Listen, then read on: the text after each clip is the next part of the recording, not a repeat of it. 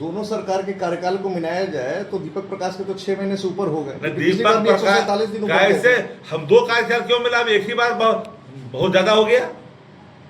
एक मुख्यमंत्री ने ओस करा दिया, दोबारा रिपीट नहीं हुआ, कैसे हो जाएगा? दोबारा 6 महीने के अंदर बनना है ना। एक बार मंत्री बन गए, फिर दूसरी सरकार बनी, फिर बन गए।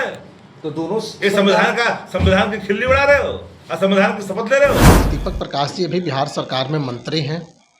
जो भी होगा, माननीय सर्वोच्च न्यायालय, हमें भी जानकारी मिली है कि किसी ने अपील दायर की है। जो भी माननीय सर्वोच्च न्यायालय का आदेश होगा, कानून से बड़ा कोई नहीं होता है। हम न्यायालय का सम्मान करने वाले लोग हैं। दीपक प्रकाश पिछली सरकार में भी मंत्री रहे और तकरीबन 6 महीने भी उनके पूरे होने ही वाले थे कि नीतीश कुमार जी ने इस्तीफा दे दिया और मंत्रिमंडल भंग हुआ, तो नए सिरे से सम्राट चौधरी सरकार में उन्हें मंत्री बनाया गया।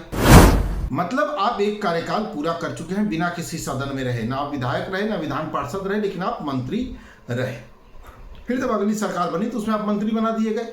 आप अभी न विधायक हैं न विधान पार्षद हैं, लेकिन आप मंत्री हैं। पंजाब के एक मामले में, इसी तरह के मामले में सुप्रीम कोर्ट ने कहा था कि भाई धारा 164(4) एक सुविधा है, ये अधिकार नहीं है। एक सुविधा दी गई है कि भाई आप मंत्री हो गए हैं तो 6 महीने के भीतर 5 महीने 28 दिन, 29वें दिन में नहीं, 5 महीने 28 दिन तक आपको किसी न किसी सदन का सदस्य होना ही पड़ेगा, तभी आप कंटिन्यू करेंगे एज ए मिनिस्टर, अदरवाइज आप स्वतः पद समाप्त माना है। राष्ट्रीय लोक मोर्चा के अध्यक्ष और राज्यसभा के सांसद उपेंद्र कुशवाहा के बेटे दीपक प्रकाश की कुर्सी खतरे में पड़ती हुई दिखाई दे रही है। पहले कार्यकाल में भी मंत्री बने थे बिना किसी सदन के सदस्य। अब सम्राट मंत्रिमंडल में भी उनको जगह मिली, बाकायदा पंचायती राज मंत्री है। लेकिन सुप्रीम कोर्ट की में एक याचिका के बाद से अब उनकी कुर्सी खतरे में पड़ती हुई दिखाई दे रही है। सुप्रीम कोर्ट ने बाकायदा इसको संज्ञान में लिया है और चुनाव आयोग, केंद्र सरकार और बिहार सरकार को नोटिस दिया। उसके बाद से बिहार की राजनीतिक गलियारों में घमासान मचा हुआ। आरजेडी ने सीधे तौर पर इसको जेडीयू का खेल बताया है। उन्होंने कहा है कि सम्राट चौधरी पर यानी पेच फंसाया जा रहा है, असली खेल तो जेडीयू खेल रहे। एक एक करके हम पूरा बयान सुनवाते हैं किस तरीके से आरजेडी ने जेडीयू पर निशाना साधा है, साथ ही साथ बर्खास्तगी की मांग भी किया है। वहीं बीजेपी जो है नियम हवाला दे रही है। कांग्रेस ने भी सीधे तौर पर दीपक प्रकाश की कुर्सी को लेकर के निशाना साधा। एक एक करके हम पूरे बयानों को सुना रहे हैं। दोबारा कैसे करा दिया? इस संविधान के मानना कैसे कर दिया? जनता तो भी बीच से निकलना चाहता है, कह दिया कि मामला हमारा नहीं बीजेपी का है, और सब करवा रहा है जनता दल इसमें बैठ करके। सारा खेल वही करवा रहा है। कत्ल भी कर रहा है, कत्ल का इल्जाम भी लेना चाहता है। उधर भी ट्विस्ट करवा रहा है वकील से, इधर भी ट्विस्ट करवा दे रहा है। अब चाहता है कि पूरा कत्ल का इल्जाम चल जाए सीधे सम्राट चौधरी जी के माथा पर, उन्होंने हटा दिया। अरे भाई, तो एमएलसी बनते तब ना सम्राट जी रखते उसको, अब तो एमएलसी है ये नहीं है, मौका ही नहीं मिला ना भाई। जबरदस्ती किसी को एमएलसी बना दीजिएगा।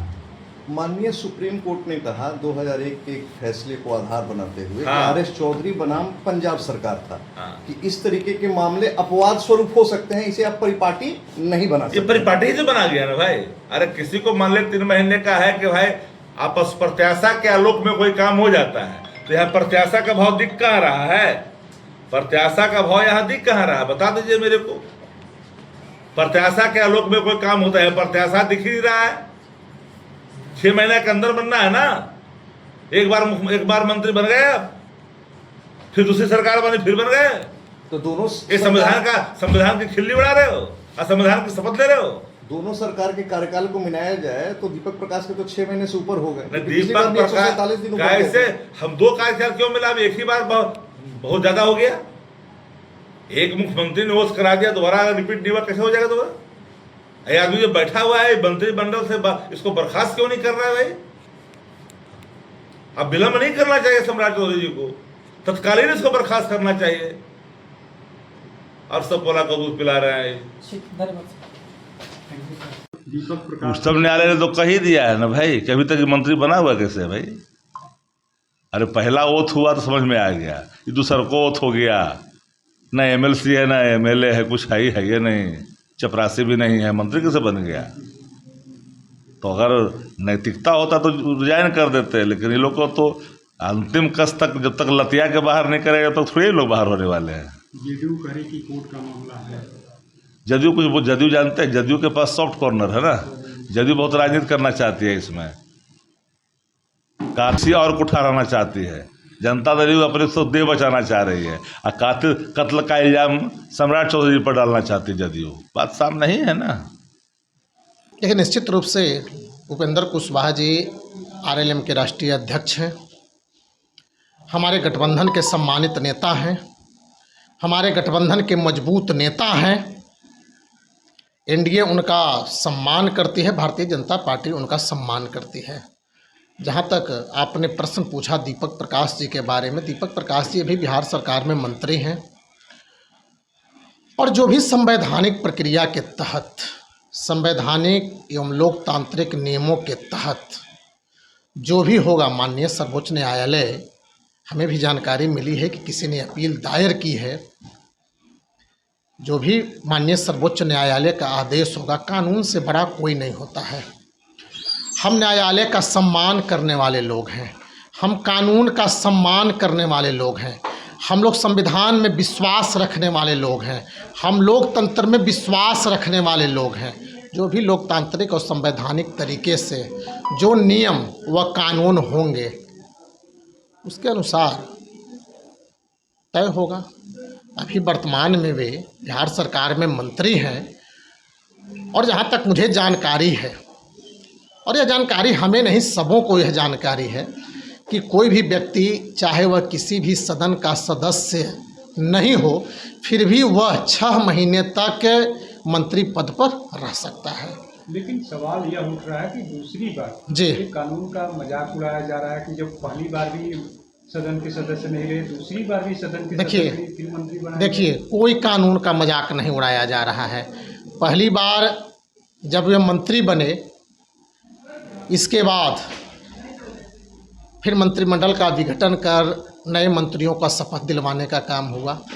यह अवधि अभी जहाँ तक मुझे जानकारी है 6 माह नहीं पूरी हुई है, और ऐसे कानून सम्मत, विधि सम्मत माननीय न्यायालय में यदि मामला गया है तो निश्चित रूप से माननीय न्यायालय इस पर फैसला करेगा, और सरकार, हमारी सरकार भी इसको देखने का काम कर रही है। जो भी होगा कानून के तहत होगा, और जहाँ तक मुझे जानकारी है कि 6 माह कोई भी व्यक्ति किसी भी सदन का सदस्य निर्वाचित नहीं होने के बाद भी 6 महीना तक मंत्री पद रह सकते हैं। देखिए, दीपक प्रकाश जी मंत्री पद पर रह पाएंगे या उन्हें मंत्री पद से हटना पड़ेगा? मामला सुप्रीम कोर्ट में है, सरकार से सुप्रीम कोर्ट ने जवाब भी मांगा है, जवाब सरकार को देना है।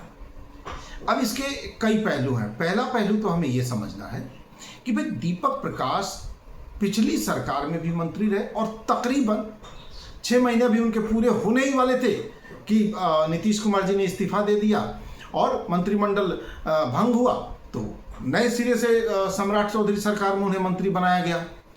मतलब आप एक कार्यकाल पूरा कर चुके हैं बिना किसी सदन में रहे, ना आप विधायक रहे ना विधान पार्षद रहे, लेकिन आप मंत्री रहे। फिर जब अगली सरकार बनी तो उसमें आप मंत्री बना दिए गए। आप अभी न विधायक हैं न विधान पार्षद हैं, लेकिन आप मंत्री हैं। पंजाब के एक मामले में, इसी तरह के मामले में सुप्रीम कोर्ट ने कहा था कि भाई धारा 164(4) एक सुविधा है, ये अधिकार नहीं है। एक सुविधा दी गई है कि भाई आप मंत्री हो गए हैं तो 6 महीने के भीतर 5 महीने 28 दिन, 29वें दिन में नहीं, 5 महीने 28 दिन तक आपको किसी न किसी सदन का सदस्य होना ही पड़ेगा, तभी आप कंटिन्यू करेंगे एज ए मिनिस्टर, अदरवाइज आप स्वतः पद समाप्त माना जाएगा। तो ये कोई सुविधा नहीं है कि आप उसके बाद इस्तीफा दे दें और फिर 8 दिन बाद आप मंत्री बना दिए जाएं और कहा जाए कि 6 महीने अभी और रह सकते हैं क्योंकि ब्रेक हो गया था बीच में। ये सुप्रीम कोर्ट ने पंजाब के मामले में कहा था। इसलिए लग रहा है कि इस मामले में भी सुप्रीम कोर्ट इसी तरह का कोई डिसीजन देगा। हालांकि कह नहीं सकते हैं, भाई कोर्ट का डिसीजन तो आजकल सरकारों से खूब प्रभावित दिख रहा है और केंद्र सरकार से तो बहुत ज़्यादा प्रभावित दिख रहा है, इसलिए कह नहीं सकते कि इस मामले में सुप्रीम कोर्ट का फैसला क्या होगा। लेकिन एक फैसला जो पंजाब के मामले में पहले आया है उसमें सुप्रीम कोर्ट ने स्पष्ट कहा है कि ये सुविधा है, अधिकार नहीं है और इसे आप बार बार दोहरा नहीं सकते हैं, इसलिए इस्तीफा दीजिए, और उस मंत्री को इस्तीफा देना पड़ा था। तो हमें ऐसा लग रहा है कि इस मामले में भी दीपक प्रकाश जी को इस्तीफा देना पड़ेगा। तो आपने सुना किस तरीके से जहां आरजेडी बर्खास्त करने की मांग भी कर रही है, साथ ही साथ उन्होंने सीधे तौर पे कह दिया जो मुख्य प्रवक्ता शक्ति यादव ने, सारा खेल बीजेपी का है और ठीकरा सम्राट चौधरी के माथे पर फोड़ना चाहती है। जब वो एमएलसी है ही नहीं, किसी सदन के सदस्य है ही नहीं, तो बर्खास्त तो करना ही चाहिए। वहीं कांग्रेस ने भी सीधे तौर पर सरकार पर निशाना साधा है। वहीं बीजेपी इसे नियम का हवाला दे रही है। पीयूष शर्मा जो बीजेपी के प्रवक्ता है, वो सीधे तौर पे कह रहे हैं कि जो भी न्याय संगत होगा उसके दिशा में काम किया जाएगा। वहीं उपेंद्र कुशवाहा के बयान से भी घमासान मचा है। उन्होंने सीधे तौर पे पिछले जो बयान दिया था कि पूरे कार्यकाल के लिए दीपक प्रकाश मंत्री बने हुए हैं। ऐसे में देखना होगा सुप्रीम कोर्ट के द्वारा दीपक प्रकाश को लेकर के लिए गए संज्ञान के बाद से बिहार में राजनीतिक घमासान तो मचा ही है। अब सम्राट सरकार इस पूरे मामले को लेकर के किस तरीके से निपटती है। अपने सहयोगी गोलू के साथ कृपा शंकर, NBC 24 पटना।